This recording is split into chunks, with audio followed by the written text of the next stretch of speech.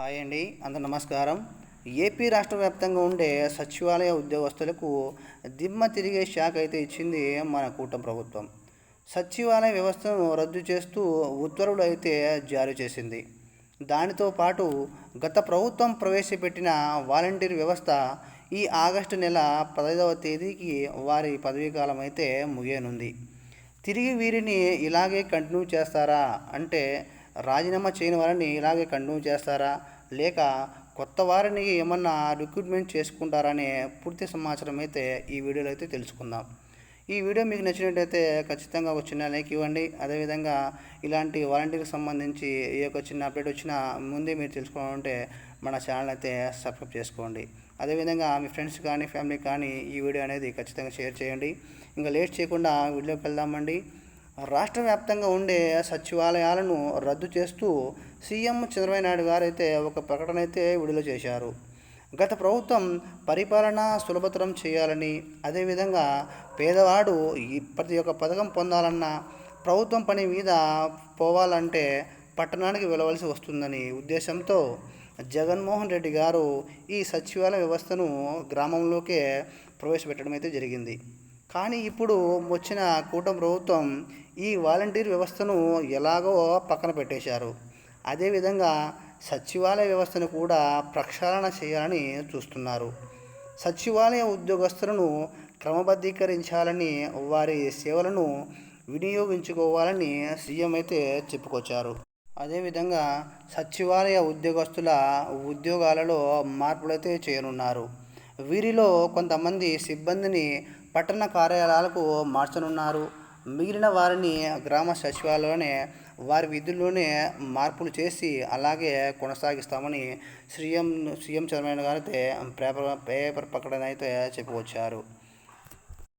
ఈ సచివాలయ ఉద్యోగస్తులను క్రమబద్ధీకరించి వారి సేవలను సమర్థవంతంగా వినియోగించుకోవాలని నిర్ణయించినట్లు సమాచారం. సచివాలయ వ్యవస్థను ఏర్పాటు చేసిన గత వైసీపీ సర్కారు మానవ వనరులను సద్వినియోగం చేసుకోవడంలో విఫలమైందని అభిప్రాయతే పడ్డారు.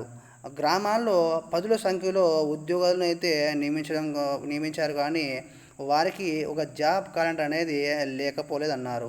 కొందరికి పని ఒత్తిడి ఎక్కువగా ఉండడం, మరికొందరికి అయితే అసలు పనే లేకపోవడంతో ఈ వ్యవస్థనైతే ప్రక్షాళన చేయాలని, తప్పనిసరి చేయాలని తేల్చి చెప్పారు.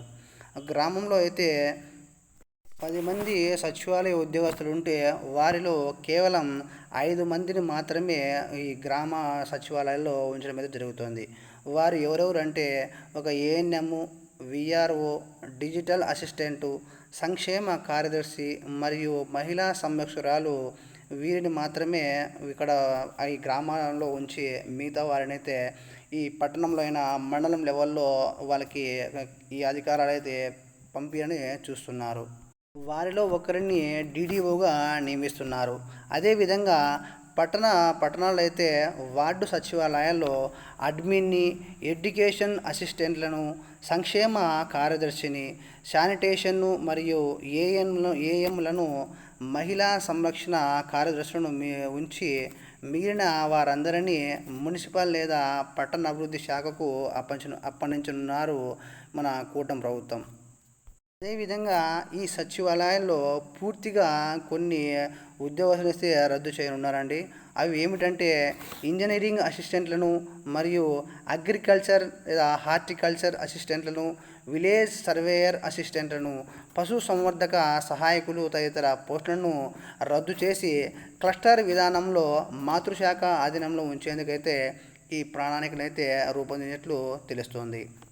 అలాగే పంచాయతీ కార్యదర్శులను పంచాయతీరాజ్ కింద గ్రామ పంచాయతీలకే పరిమితం చేయనున్నారు. అంటే ఈ పంచాయతీలో ఉండే సెక్రటరీలను ఆ పంచాయతీలోనే ఉండే విధంగా అయితే చూస్తున్నారు.